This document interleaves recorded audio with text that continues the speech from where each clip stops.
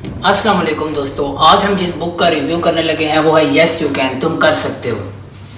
Book के नाम से ही जाहिर है कि ये बुक हमें वो कुछ सिखाएगी जो हम अपनी ज़िंदगी के अंदर इनका इस्तेमाल करके हम बहुत से लोगों से आगे बढ़ जाएंगे मेंटली तौर पे। चलो, इसका पहला पॉइंट या पहला चैप्टर जो है वो है थिंक पॉजिटिवली, कि अपनी सोच को मुस्बत रखो। अपनी सोच को मुस्बत रखने के लिए जो मैं पहला पॉइंट आपको बता रहा हूँ वो है इंक्रीज योर सेल्फ स्टीम, अपनी इज़्ज़त नफ्स में इजाफा करो।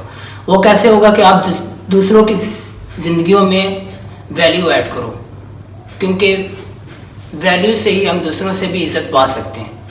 वैल्यू ऐड करो। दूसरा ये कि अपनी पास्ट एकम्प्लिशमेंट्स को देखो, क्योंकि जब हम डार्क मोमेंट से गुजर रहे होते हैं तो हमें पिछली एकम्प्लिशमेंट भूल जाती हैं जो कि हमने अचीव की होती हैं, क्योंकि हमारा दिमाग सिर्फ नेगेटिविटी पे फोकस करता है, ना कि पॉजिटिविटी पे। ठीक हो गया।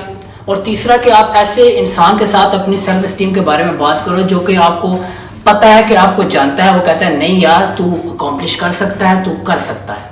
ठीक है। Be more optimistic. जब हम डार्क मोमेंट से गुजर रहे होते हैं तो हमें अच्छे वक्त याद नहीं होते, और जब भी आपका काम करने का दिल ना करे, किसी भी काम से आप डर रहे हो, तो देखो ये फियर और एंग्जाइटी है, ये सिर्फ दिमाग के अंदर है। अगर हम इसको रिजेंटमेंट को हम हल कर लें और अपने आप को किसी काम से जल्दी से शुरू कर दें, और ये फियर से हम बच के हम एक अच्छी तरह उस काम को कर सकते हैं, क्योंकि हमें प्रेजेंट मोमेंट की बजाय अपने गोल्स को देखना है जो कि हमें आगे मदद करेंगे। Look for the future and forget the past. जो पास्ट में हो गया माजी हो गया, वो अभी हमें फ्यूचर के बारे में सोचना होगा। हम पास्ट को चेंज नहीं कर सकते, लेकिन हम अपने फ्यूचर को ज़रूर बेहतर बना सकते हैं। आप ऐसे सोचो जैसे कि एक फिल्म है या फोटोग्राफ है, जो भी है, उसके पास्ट मेमोरीज को तो हम चेंज नहीं कर सकते, वो फिल्म ख़त्म होगी, लेकिन हम अपने फ्यूचर वाली मेमोरीज को अपने मुताबिक बना सकते हैं। वो लोगों के मुताबिक नहीं होगी, वो जैसा हम चाहेंगे वैसी होगी। अभी तक जो ज़िंदगी हमारी थी वो हमारी लोग जैसा चाह रहे थे हमसे, हमने वैसी जी है। जब हम किसी भी इमोशंस के साथ गुजर रहे होते हैं तो हम अपने उस वक्त हम क्लियर सोच नहीं पाते, क्योंकि हमारी सोच इमोशनल सोच होती है, ना कि हमारी लॉजिकल सोच। ठीक है। तो अपनी सोच को लॉजिकल बनाने के लिए आप उस काम को उसी वक्त छोड़ दें कि इस वक्त मैं इमोशनल हूँ, इस वक्त मेरी बॉडी रिस्पॉन्ड नहीं कर रही, अभी मैं गुस्से के अंदर रिस्पॉन्ड कर रहा हूँ, बाद में मैं इस मामले को देखूंगा और अच्छी तरह फैसला करूंगा। चैप्टर नंबर 2 के अंदर हम आ चुके हैं और उसका थीम है एक्ट पावरफुली। उसके लिए सबसे बड़ा पॉइंट है अचीव सक्सेस।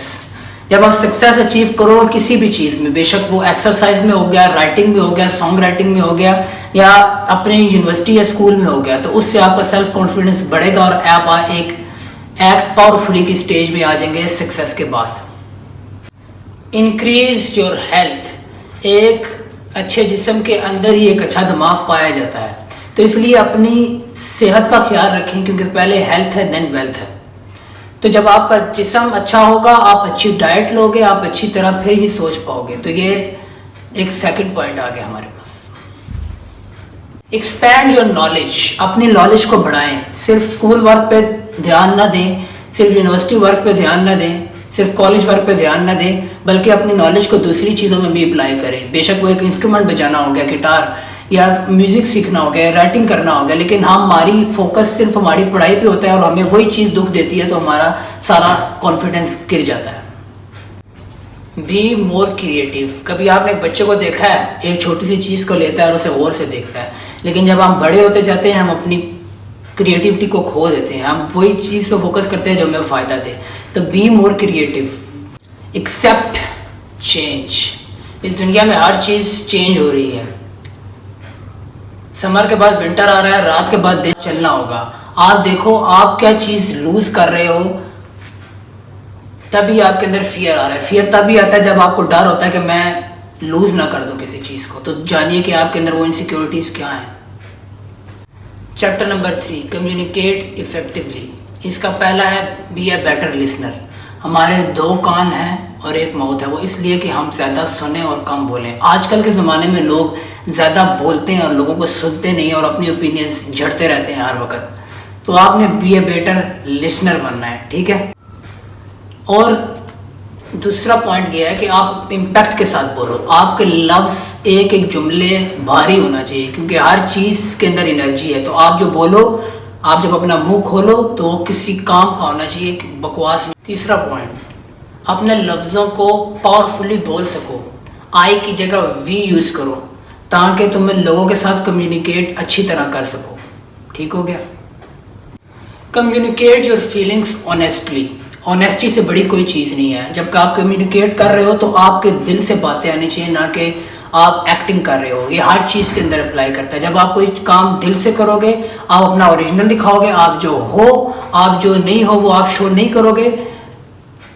तो इसी वजह से, ऑनेस्टी की वजह से ही आपकी चीज़ें आगे बढ़ेंगी। बिल्ड बेटर रिलेशनशिप, ये हमारा चैप्टर नंबर 4 आ गया। इसके अंदर जो है, make better and close friends.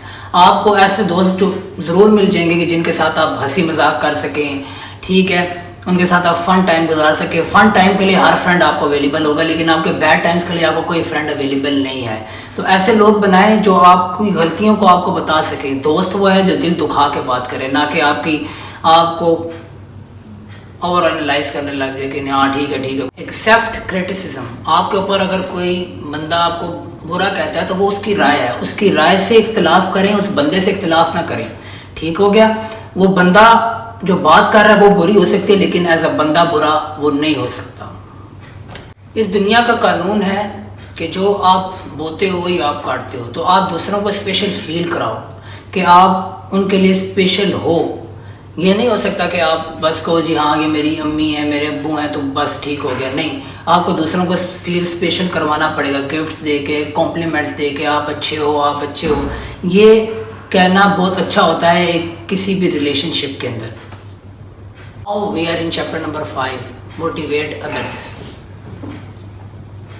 उसका हायर टॉप परफॉर्मर्स। अपनी टीम के अंदर वो परफॉर्मर्स ऐड करें जो अच्छा परफॉर्म कर चुके हैं दूसरी कंपनीज के अंदर भी, क्योंकि हम एक दूसरे से सीख रहे होते हैं। अगर आप एक गलत एम्प्लॉयमेंट में हो तो आपने भी कल के दिन वही करना है जो दूसरे लोग कर रहे हैं। तो हायर टॉप परफॉर्मर्स।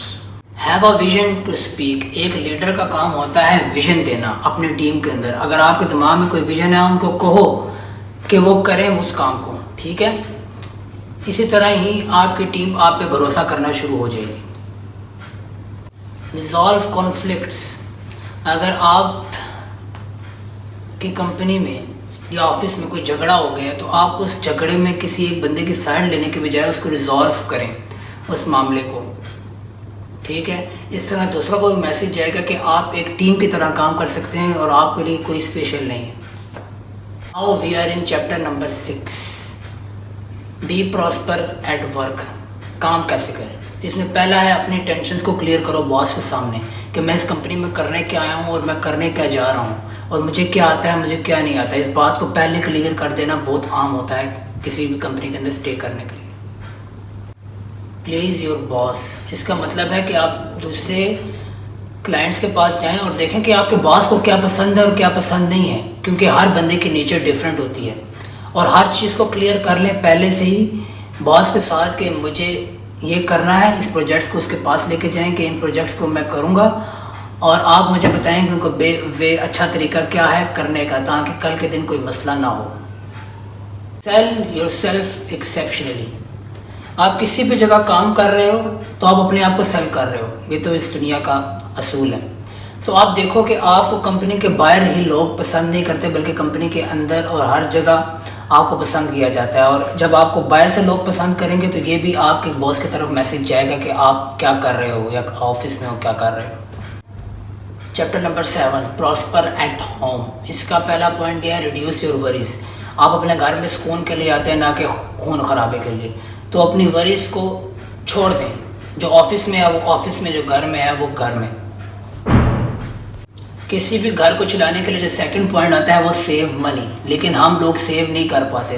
बेशक के मिडिल क्लास लोग वो अपनी इस वक्त की ख्वाहिशात को देते हैं, ना कि अपने फ्यूचर रिस्पेक्ट को। Save money for your future. Compatible mate. Compatibility पे हम आगे भी बात करेंगे। कंपैटिबल का मतलब है कौन बंदा आपको सूट करता है, कौन बंदा आपको सूट नहीं करता। अगर आपको अकेला रहने पसंद है और किसी के साथ लाइफ शेयर करना आपको पसंद नहीं है, तो इसका मतलब है कि आप सिंगल रहें, ना कि आप शादी कर लें।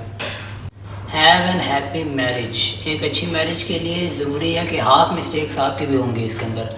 तो कोई भी बंदा परफेक्ट नहीं होता, इस बात को अपने दिमाग के अंदर बिठा लो कि कोई भी बंदा परफेक्ट नहीं है। तो आप भी गलती कर सकते हो। जब आप गलती करो, हाँ को मैं इस वक्त इस जगह गलत था, और एक अच्छी तरह एक मर्द की तरह उस बात को तस्लीम करो कि हाँ मैं यहाँ गलत था और यहाँ आप गलत हैं।